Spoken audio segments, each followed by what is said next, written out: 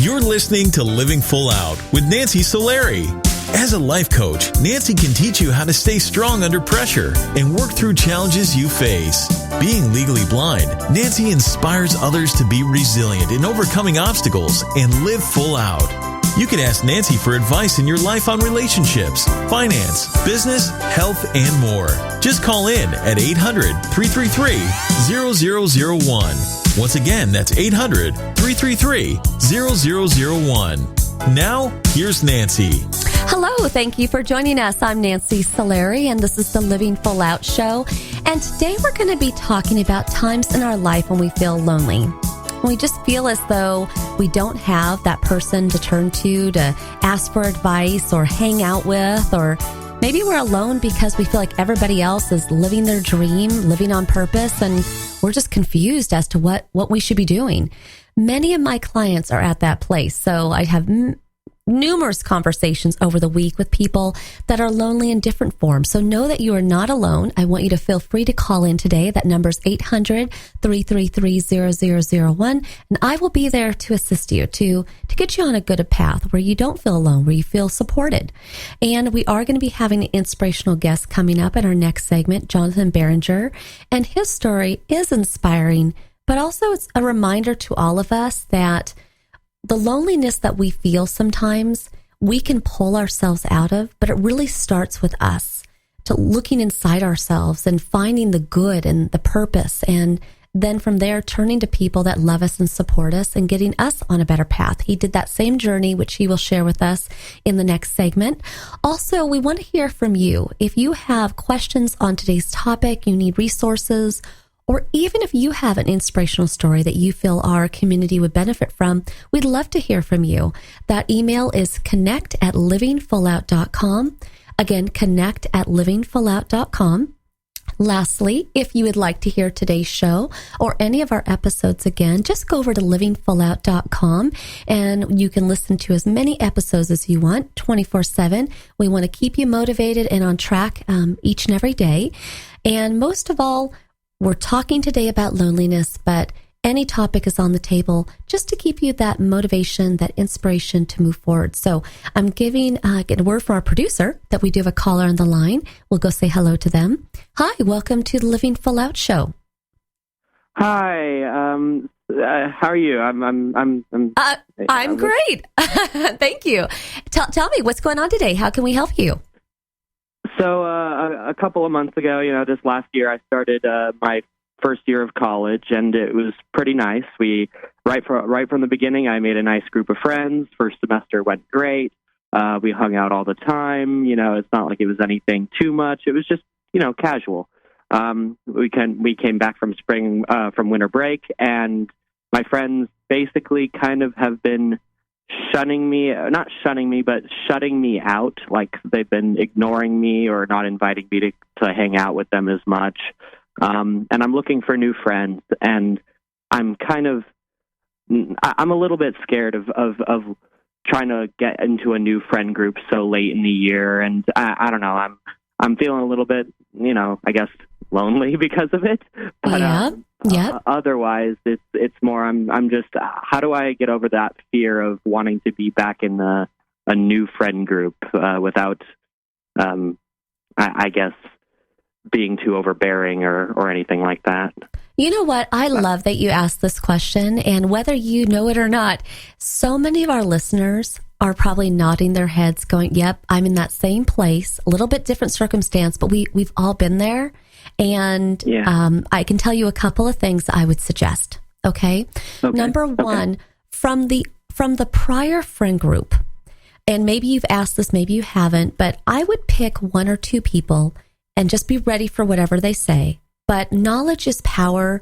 When you're starting any new relationship, whether it's an intimate relationship, a friend relationship, it's helpful to understand why relationships ended, or what influenced them to treat you differently. Sometimes that's a scary question to ask because you don't really want to know the answer, but that's only going to make you better. So the first thing is, as you move from one friend group to another, go back to one or two of those people via email, in person, or phone, and ask them, I'm not asking for our friendship to be back again, or, I respect wherever you're going through.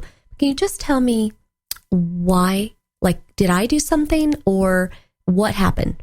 And just be ready for their answer. Then, as you take that knowledge into your new relationships, it's not necessarily about you. Sometimes it's just timing. Believe it or not, maybe you outgrew them in some way. Maybe they outgrew you. Consider your life like a book, right? There's chapters. And it's not to say that the same friends are in our life for every chapter. So perhaps those friends were just in a chapter called Beginning College, right? But maybe this next group is the ones that you actually evolve, mature, and grow with. And what I would suggest, since you do have such a great social network of school, I would join some clubs, see if you can get connected to some people that way. I would also encourage you to reach out to one person either once a day or at least once a week. And I've even done this. When I recently moved to a new area, I didn't know anybody. And so I said to myself, you know what? I'm going to take myself out to lunch once a week, and I'm going to sit, in a social place, like maybe at the bar or wherever where other single people would be. And I'm going to just meet people. Maybe I'll meet nobody. Maybe I'll meet one person. Maybe the person sitting next to me.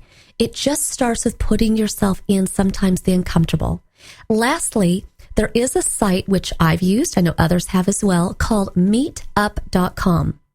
And if you go to meetup.com, they're in most cities across the country, and you can do social groups, activity groups, you name it. Check it out. Really good site.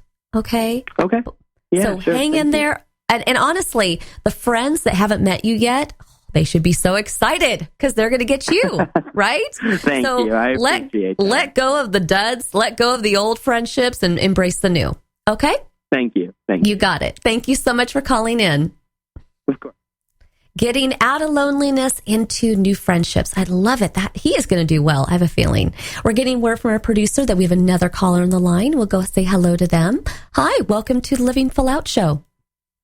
Hi, Nancy. Hi there. I'd like to ask you a question about, so I recently graduated from college and I moved back home. Wondering how you would suggest that I have a good communication with them, because sometimes I feel like I'm back home almost like I'm a high schooler again or a teenager, and I want my independence.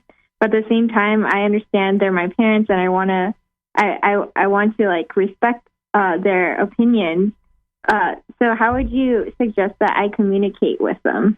Well, so great question. And a lot of people have moved home, especially given the economic environment we've had over the last, several years. People at all different ages have moved home. So you're not alone, okay? But the thing is you want to establish a new level of respect. You're still their daughter. They're your parents. You're the daughter, right? But you want to have them look at you now as the aspiring professional that you are. So what you might say is, listen, I would like to have a certain amount of freedom and liberty, but at the same time, I want you to know that I'm not looking for a free ride. Come up with something that's manageable. Like if you were to go to pay rent, it'd be like probably $500, $1,000 plus, depending on where you live in the country. I'm not saying you have to pay your parents that, but maybe say, you know what? I would like to be able to pay you $25, $50, $100 and treat me like a tenant. Okay. And just like a tenant, I want to have some freedoms to come and go. Okay. But I want to contribute. So you're earning a new level of respect from them. So I'm sorry, we lost our caller there, which is unfortunate, but hopefully she's still listening. And what I want to tell her is when you set things up in such a way that now the balance is no longer, just parent-child, but you make it more of a professional. I'm not saying you have to be landlord-tenant, but I think you're seeing what I'm saying. You want to contribute. Maybe it's rent. Maybe it is buying groceries. It could be any number of things. Just contributing like that, kind of changing the arrangement, will take you out of feeling like you're back in high school, but now you're in college. You're a woman who is getting into her own career. And if you do those things, I know your parents will treat you with the respect you're looking for. But great question. So if you have more questions today on how to get out of loneliness and get into a place of being confident, proud of where you are in your life, building a strong support network, this is the time and the day to call in for that. Also coming up, we're going to have our inspirational guest, Jonathan Behringer. Again, he went through loneliness. He came out of it stronger, but he had to look for inside himself, believing in himself, knowing that he had worth, that he could do it. We all have that same ability. His story is very inspiring. You don't want to miss it. So this is the Living Full Out Show. I'm Nancy Solari. Stay with us. We'll be right back after this break.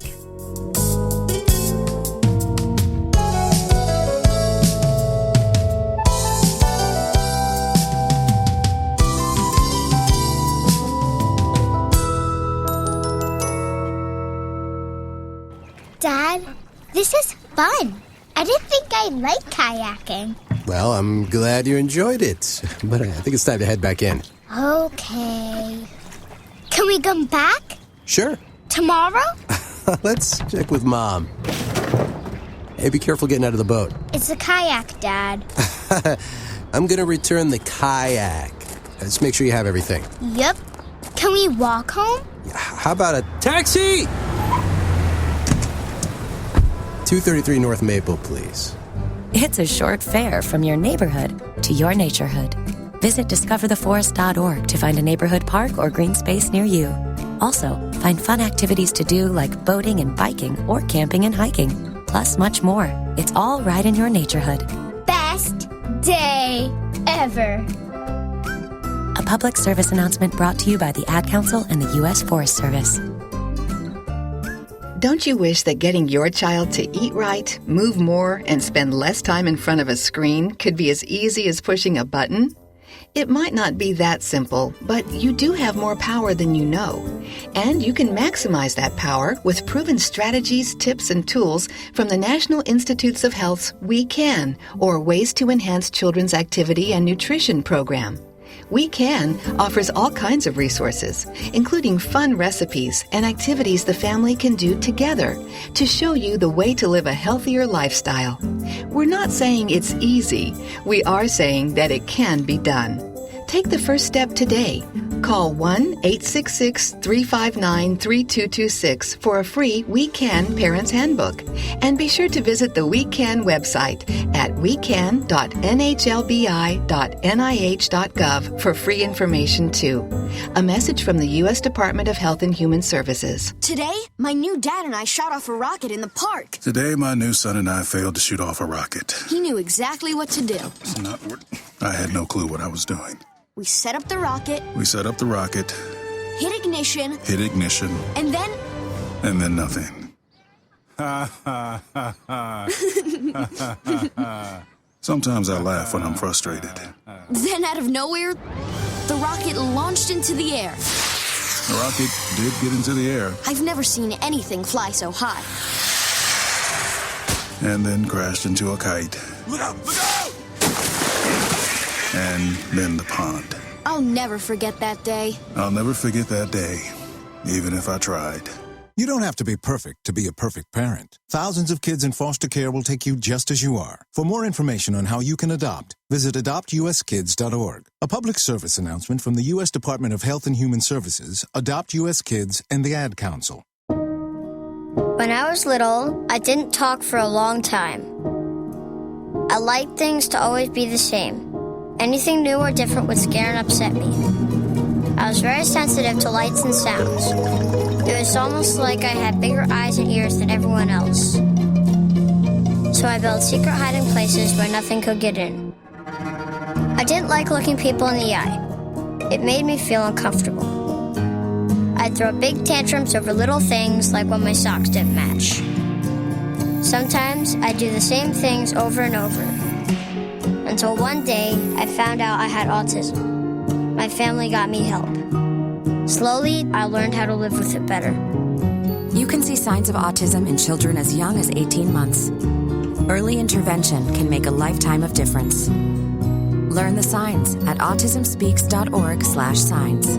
Brought to you by Autism Speaks and the Ad Council. You're listening to Living Full Out with Nancy Solari. With Nancy's expertise, you'll learn how to embrace your potential and strive for success. If you have a question or need further support, send us an email at connect@livingfullout.com. Now, here's Nancy. Thank you for joining us today. I'm Nancy Solari, and this is the Living Full Out Show. And today we're talking about loneliness and how we can get out of that cycle. And sometimes it feels like we're never going to break that cycle, that we're never going to feel like we fit in, like we have a support team. And our inspirational guest today, Jonathan Behringer, is no stranger to that feeling. It felt probably like numerous setbacks were holding him back from feeling connected to people, but he eventually did find his way. I don't want to give his story away, so I will just welcome him to the show. Hello, Jonathan. Hey, Nancy. Thank you for having me. Absolutely. And as I kind of told our audience there, you had a lot of bumps early in life, and we're going to take them back on the journey just a little bit. I know that when you were born premature, 7 months, and although you don't remember that part, your mom unfortunately passed away 4 months after your birth. And that was really the first loss in your life. From there, you did go on to live with your grandparents. What was the first time that you remember somebody telling you about your mom and what had happened? Because that was really the first of many losses that you experienced. It was probably sometime in the upper grade school, so maybe around 4th grade or 5th grade, as I was around 9 or 10 years old. For me, I had my mom. My mom was my grandmother. But going to parent-teacher conferences and school events, noticing that my mom was older than all the other moms and things like that, I realized, wait a minute, something's not right here. And that's when I myself realized, wait a minute, where's my birth mother? And that's when they kind of had to talk with me. And around that time, 8, 9 years old, okay, that's when they first had to talk with me.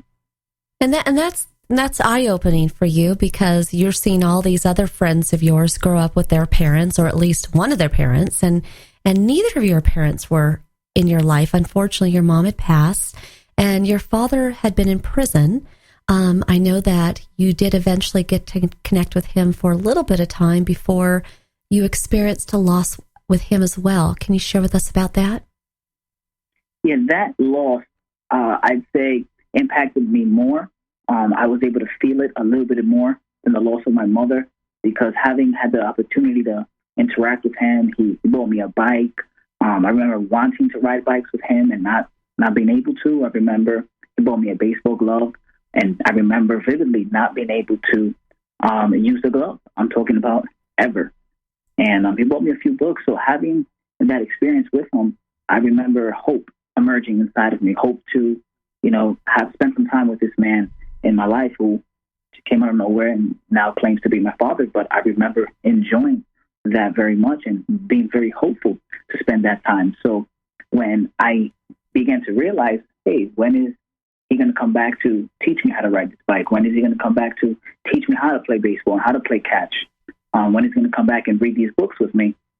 And then my grandparents had to talk with me pretty much around the same age, 8, 9, 10. And explained to me that he had passed away. At that time, they just expressed that he had passed away. It was later in middle school that I learned that he, because he was in prison, because he had a fight with some people, and they swore revenge.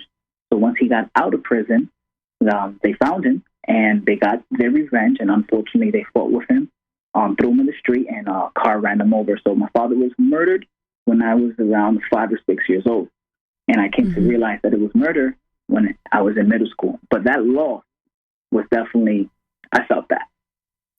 Well, and so with both of your biological parents not in your life for most of your early years, your grandparents were your parents. And unfortunately, the losses kept coming when your grandfather passed away. I know he was, in all intents purposes, your father growing up.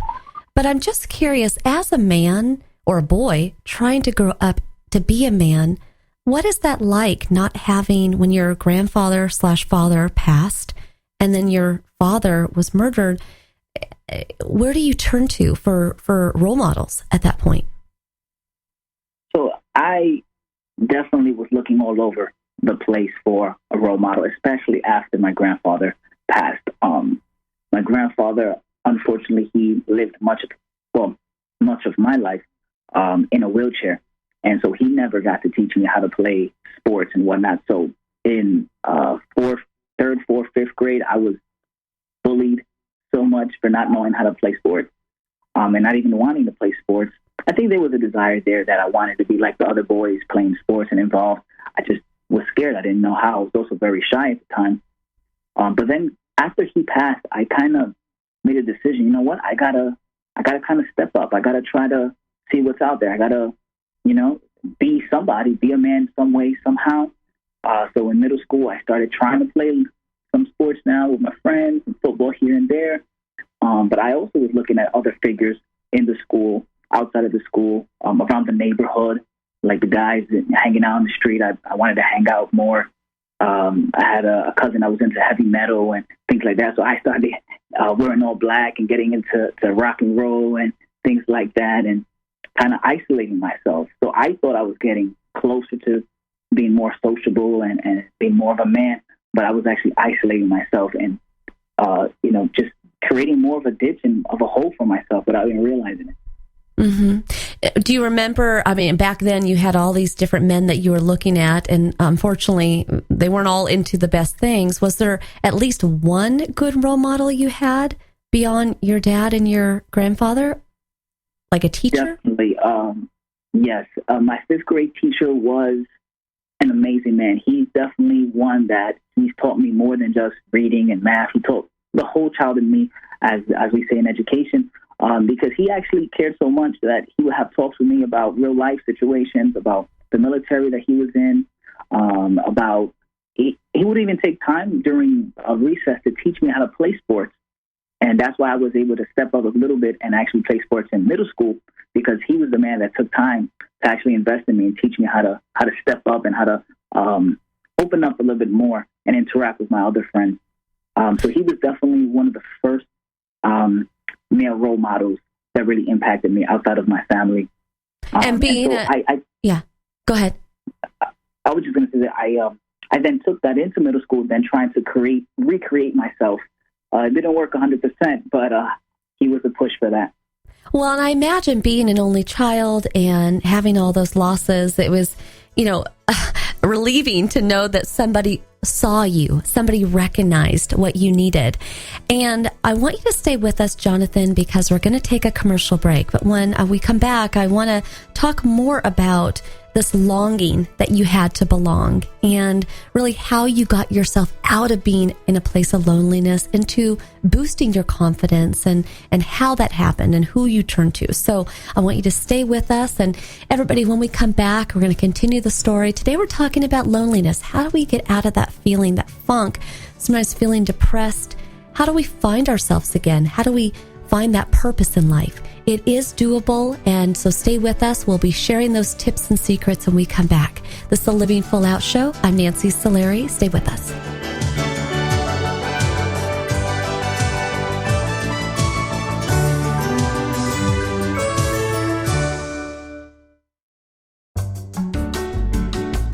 You're listening to Living Full Out with Nancy Solari. There are many sounds in your day-to-day life. There are sounds that wake you up.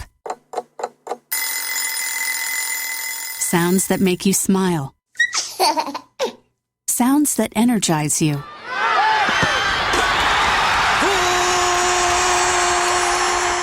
And sounds that help you relax. But there are some sounds that can alert you to danger and can help save lives. Wireless emergency alerts, now on many mobile devices, use a unique sound and vibration to bring you information about severe weather events, Amber Alerts, or other emergencies in your area. With critical information from local sources you know and trust, you can be in the know, wherever you are. For more information, visit ready.gov/alerts. Brought to you by FEMA and the Ad Council.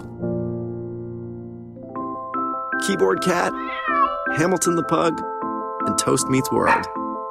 These are some of the internet's most beloved pets. With millions of YouTube views, shares, Instagram likes, followers, and fans across the globe. But what do all these amazing pets have in common? Their stories started in a shelter. Start your story. Adopt a dog or cat today. Visit theshelterpetproject.org to find a shelter or adoptable pets near you. Training that pet to play the keyboard? Well, that's entirely up to you. Visit theshelterpetproject.org and hear more about Hamilton the Pug, Toast, and Keyboard Cat's amazing adoption stories. Start a story. Adopt a shelter or rescue pet today. Your perfect pet is just a click away at theshelterpetproject.org. A public service announcement brought to you by Maddie's Fund, the Humane Society of the United States, and the Ad Council. As an 18-year-old, I let my mistakes kind of take over my life. I was 0.5 credits away from completing high school, and I didn't do it. 10 years later, at age 28, Jackie finished her high school diploma. When I found out that I was pregnant, I know that I had to do something for myself if I wanted to make her a better person and provide a better life for her. My family never stopped pushing for me to be better because they knew what I could become and who I could become as a person. My support team is amazing. The educational director, my sister, and even my 7-year-old daughter has just been more than the support that I could ask for. I've been given an opportunity, and I'm just thankful for it. No one gets a diploma alone. If you're thinking of finishing your high school diploma, you have help. Find free adult education classes near you at finishyourdiploma.org. That's finishyourdiploma.org. Brought to you by the Dollar General Literacy Foundation and the Ad Council. What if I could tell you that a full-blown wildfire was going to occur tomorrow right where you live? Tell you exactly which neighborhoods it would engulf and how fast it would do it. The first thing you would do is talk with your loved ones and make a plan today. It's true, I can't tell you a wildfire will strike tomorrow, but shouldn't you make a plan anyway? Go to ready.gov/communicate and make your emergency plan today. Don't wait, communicate. Brought to you by FEMA and the Ad Council.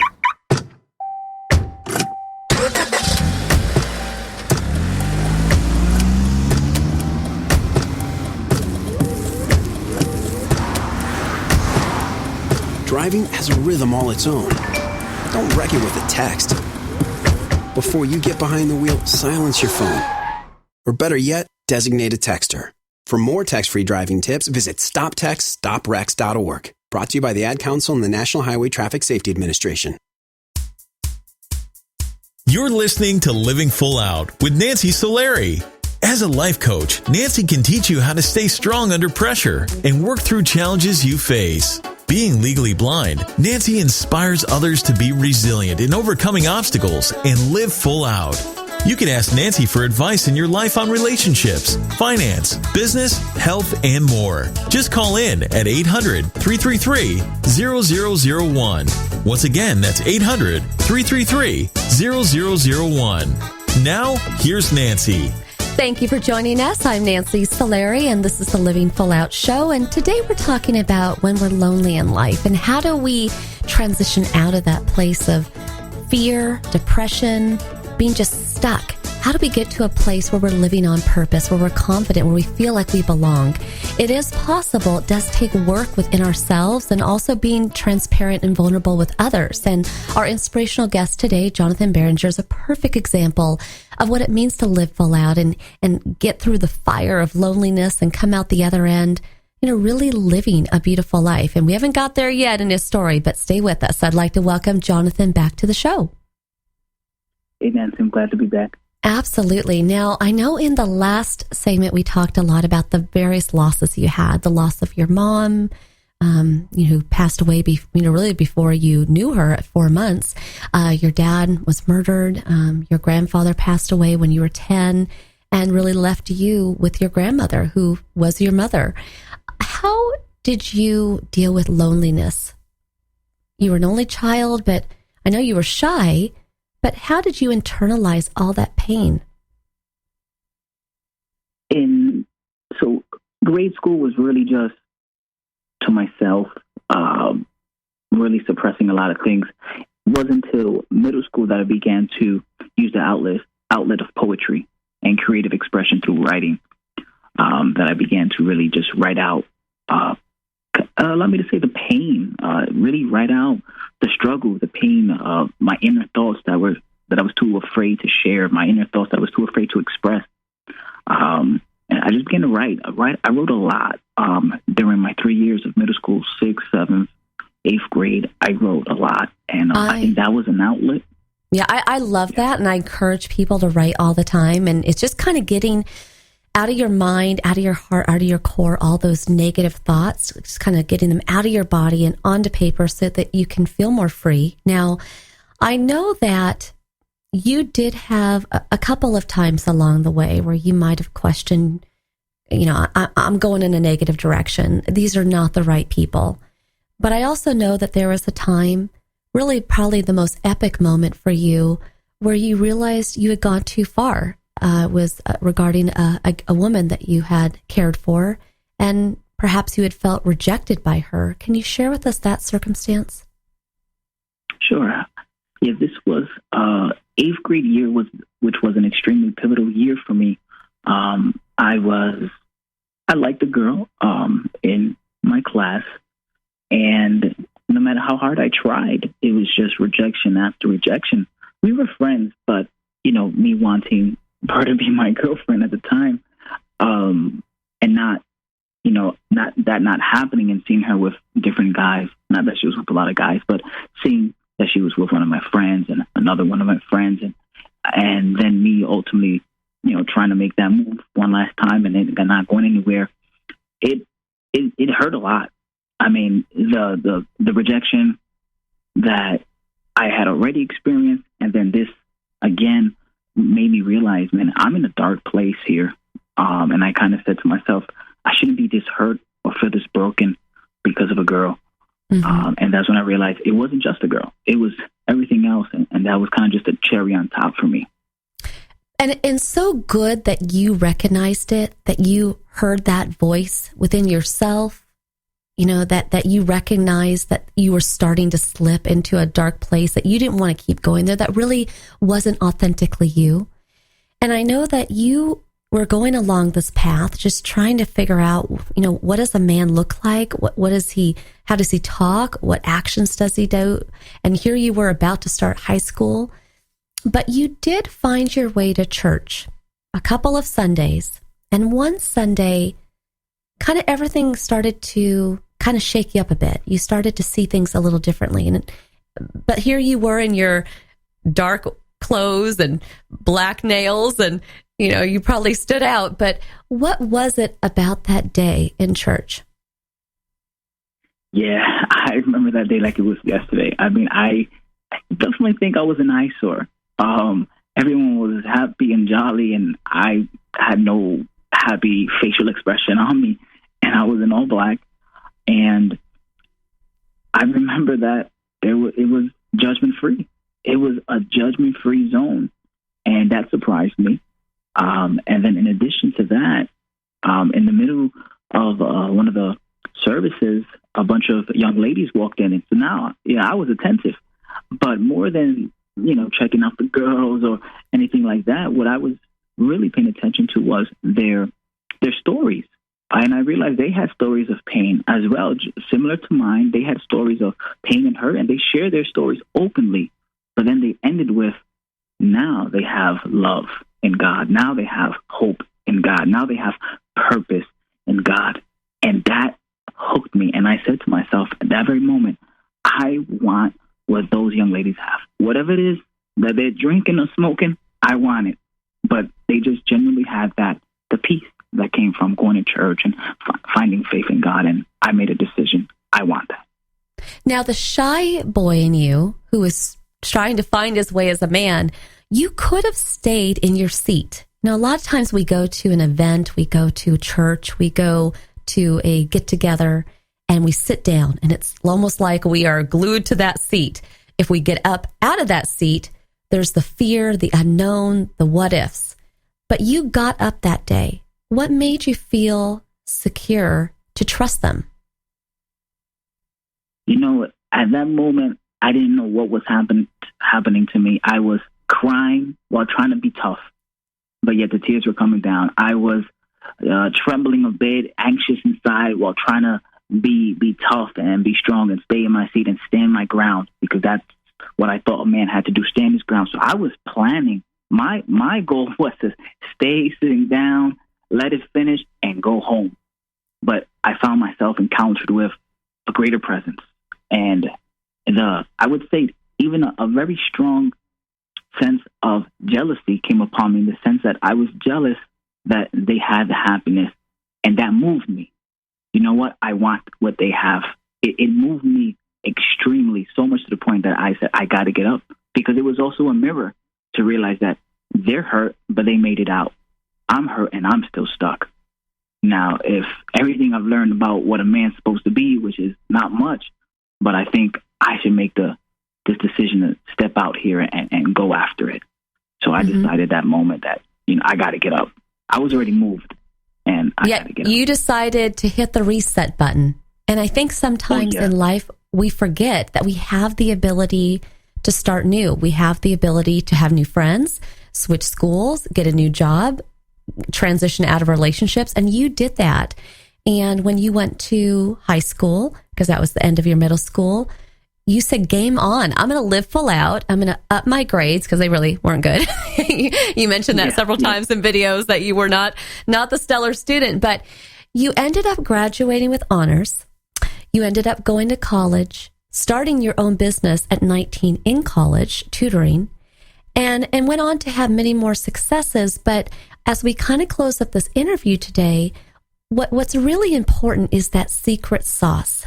How did you go from being this lonely, bewildered, confused, almost hopeless person to, you know what, I'm going to muster the energy, I'm going to trust, I'm going to just go for it.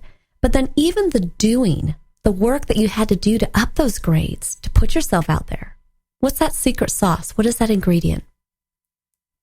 I hearing the words from men at my church, my pastor at my church, and other men that came in my life who were positive influencers tell me that, hey, you have value and purpose. Those words struck me so much. And it was an understanding that I had value and that I had purpose. And, the saying of the grass is greener on the other side, that whole idea of, if I have purpose and if I have value and the grass is greener on the other side, well, how am I going to get to the other side? I have to walk. Or like this, the quote by John Maxwell, there's no there's no elevator to success. You got to take the stairs. So I understood that, hey, you know what? I have purpose, but the only way to live out that purpose is to actually get down to work and work hard. So I challenged myself to come out of my comfort zone. I love that. And as we close up today, because that gives the people inspiration who feel hopeless, but I want to address one other group, because you were that person. Those people who feel like life is just stacked up against them. They kind of have that chip on their shoulder. Everyone else has it easier, right? I'm sure you had that conversation with yourself. What do you tell those people today in terms of getting that chip off their shoulder, opening up? What do you say? I had my story, and there were moments where I felt that, man, I'm the only one who's been through this. But the reality is that we all have a story, and we really do not know what the person next to us is going through.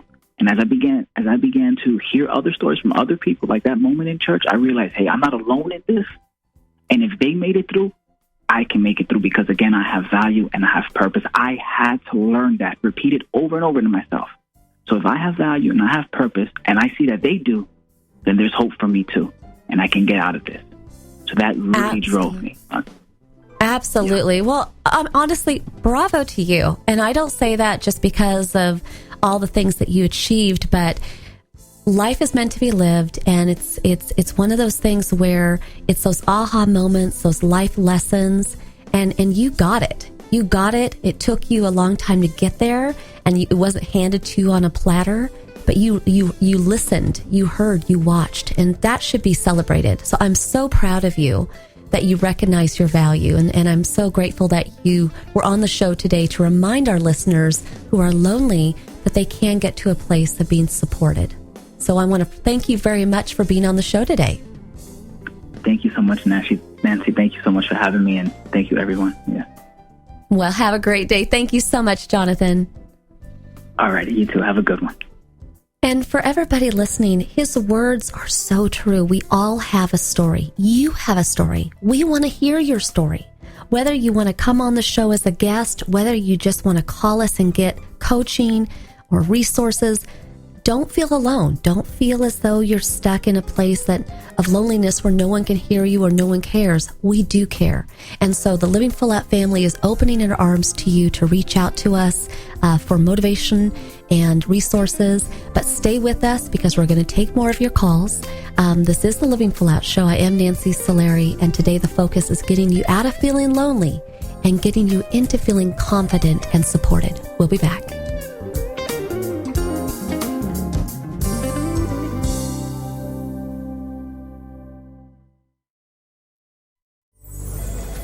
Well, Jason, I've got to tell you, you're pretty much everything this company is looking for in an entry-level candidate. Great. Your resume isn't quite what we're used to, but you've got a fantastic work ethic. Thank you. And I'm impressed by how you carry yourself. So, should we talk about the job? What? The job? Oh, sorry.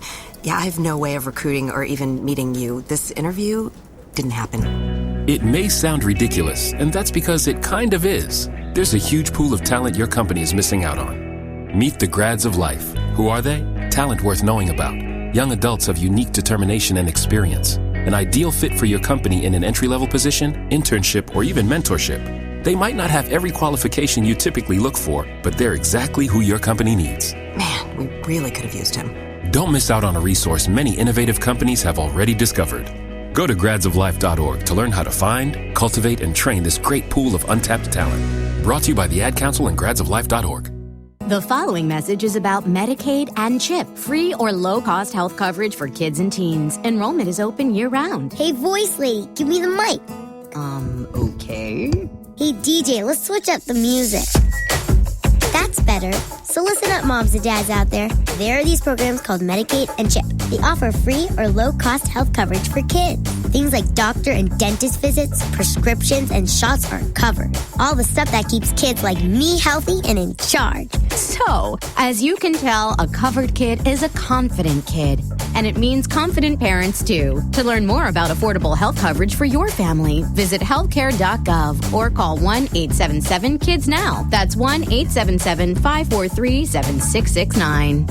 Yep, you could do something big for your family today because enrollment is open year-round.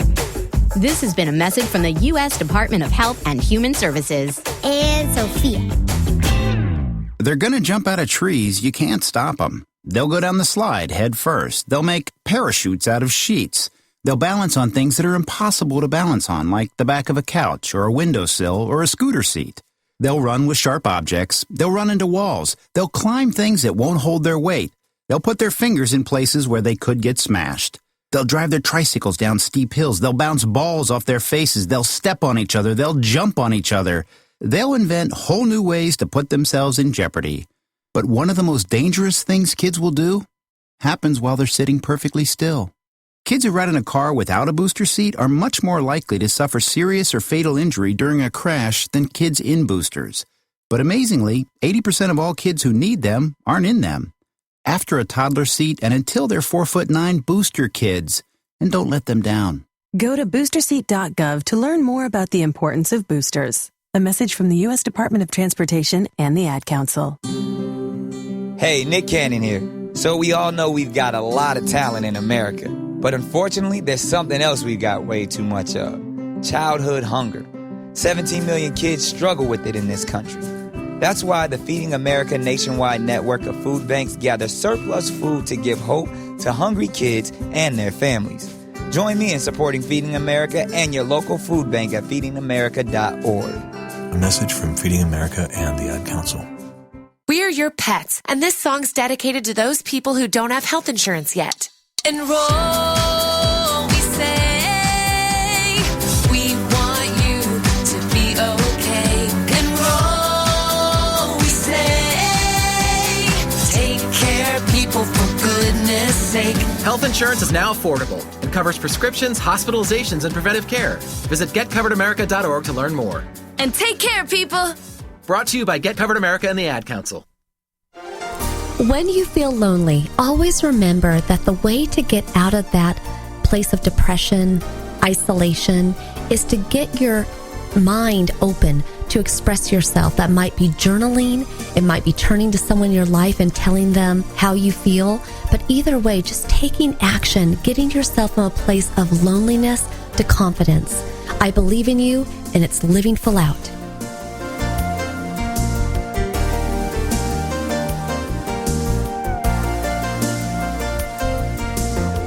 You're listening to Living Full Out with Nancy Solari. Nancy is here as a guide to show you how to rise above obstacles and savor each moment. If you have a question, call in live at 800-333-0001. That's 800-333-0001.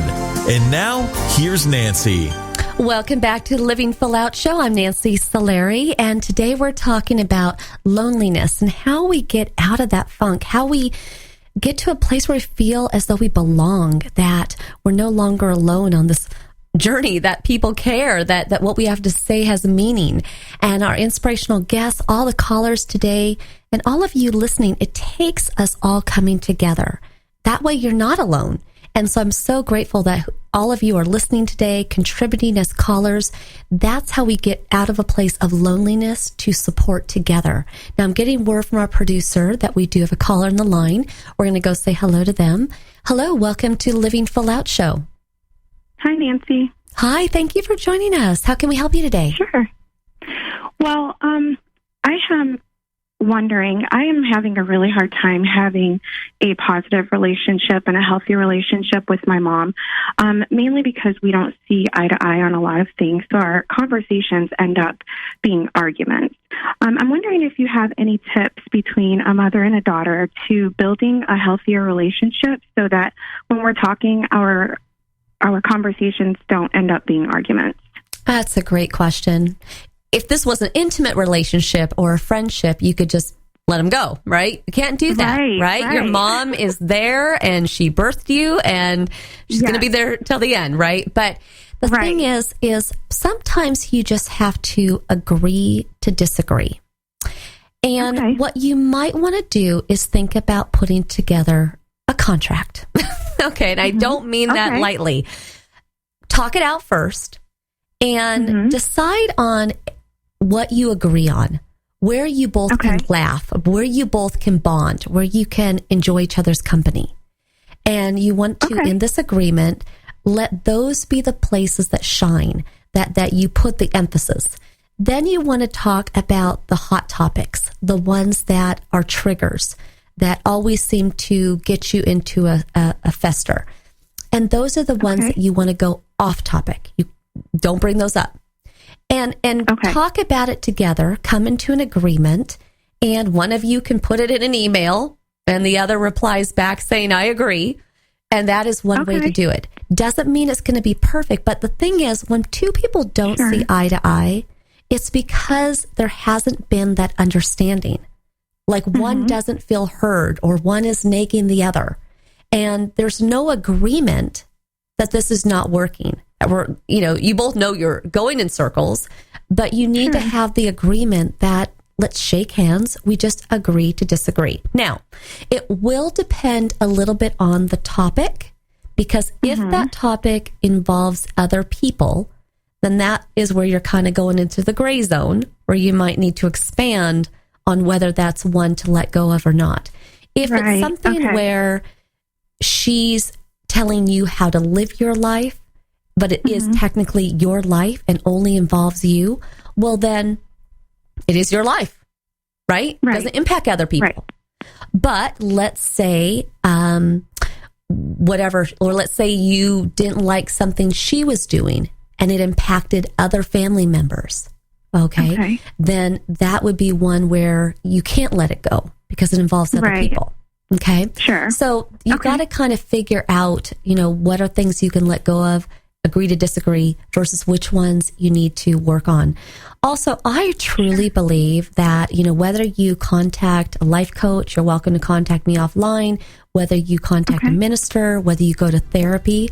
I'm a fan of that because I think sometimes you need that third neutral party to hash out. Okay. So don't make it the battle between you and her. There's no winner. It's you against her. It's her against you. There's no winner. Take it to a third party person, kind of like a mediator. And that is where sometimes that contract can be birthed, because then the two of you can bring it to that third party person who can say, listen, you're both ridiculous. Just agree to disagree. Or the third party person will say, you know what? I know you're not going to like to hear this, but she's got a valid point. And sometimes that third person can educate the other person on why they might be wrong or why they might need more education. Does that make sense? Sure. Yeah, it does. And we actually haven't tried a contract, so that's going to be my immediate go-to because we haven't tried that, and that sounds like a great idea. And then have that third-party person help you work out that contract. Exactly. Otherwise, if you do that, it'll be good. Thank you for calling in. Of course. Thank you. Have a great day. You as well. Thanks. Bye. I really enjoyed that she asked that question because honestly, a lot of times loneliness feels like we're up against the wall, like our back's against the wall, someone's attacking us, or we can never do anything right. And so it is important sometimes to get a third party to step in and help coach you. And that's what we do. That's what I do weekly with my clients. So I want to thank very much everybody who called into the show today. Our inspirational guest, Jonathan Behringer. Honestly, great story and very motivational. And most of all, if you want to hear the show again, do listen to the other episodes and this one. Stay motivated, stay encouraged. The Living Full Out family is here to support you each week. Most of all, get out of loneliness. Get out of that gray zone. You're better than that. Step into confidence. You're worth it. Here's to you living your life full out. We'll be seeing you next week. Have a great day.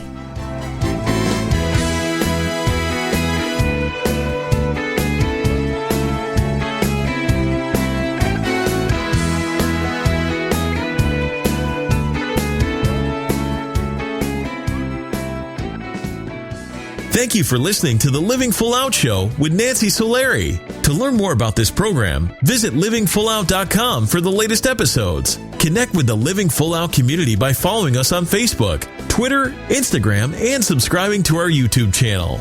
If you have an inspirational story you want to share, email us at connect@livingfullout.com. Here's to you, living full out.